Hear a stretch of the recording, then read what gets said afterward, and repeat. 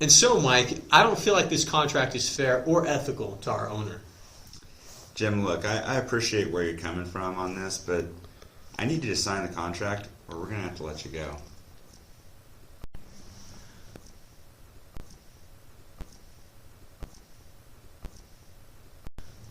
What on earth? I can't believe he'd ask this of me. Did he really ask this of me?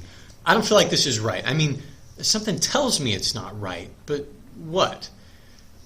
I guess I have an issue with the owner not knowing that he's being taken advantage of. That's rather deontological of me, respecting the dignity of the owner in this case. If I decide to act from this deontological perspective, I suppose my action would be to notify the owner of the details so that he has full disclosure. Then the outcome would be up to him.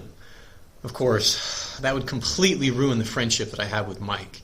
Mike has been a good friend and mentor over the years. I can't believe that he's asking me at this point to do something so unethical. Doesn't he know that I have a family to consider? I mean, I have some ethics of care to consider with regards to my family. I have a patriarchal duty to provide for them. And this job is my bird in the hand. I could just remain quiet so that my family isn't disturbed by this issue. Because they're my number one priority, I have to care for them however possible, even if it means I do something outside my character. But then again, if I agree to this, there will probably be another situation down the road where he asks something that goes against my character again.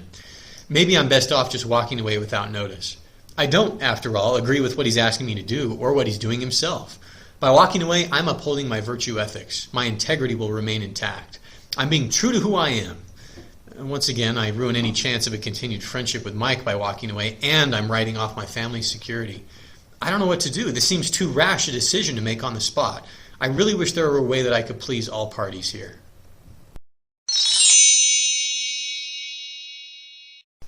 Jim, you've got yourself quite a dilemma here.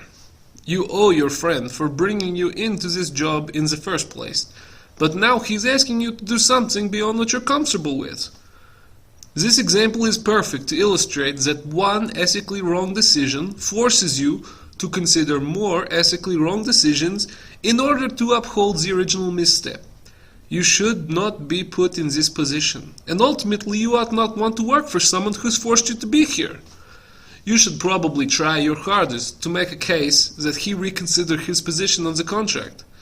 You should arm yourself with as much information as possible, going in on competitive rates, equitable compensation schedules for distribution companies, and then with this new information in tow, approach your friend one last time, offer him the chance to reconsider his position. And remember, Jim, always let your conscience be your guide.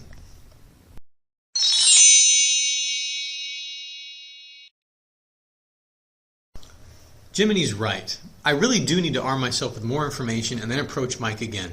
If I knew specifically what other suppliers would charge for this job and had more specific figures to present, then I feel I'd be making my strongest case. At the end of the day, I see myself having two options. If Mike agrees with what I've found, we can put this behind us and get down to business as usual.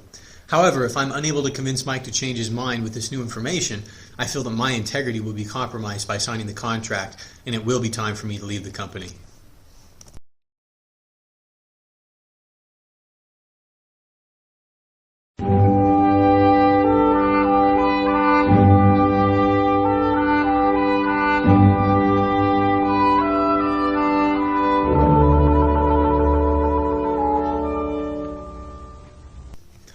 I'm so glad that I chose to buy a little bit of time and go to other suppliers. Armed with information, I was able to persuade Mike to accept a modified version of the agreement. Now I've made a commitment that I feel good about and avoided starting this new job on shaky ethical ground. I guess this goes to show that you should always let your conscience be your guide.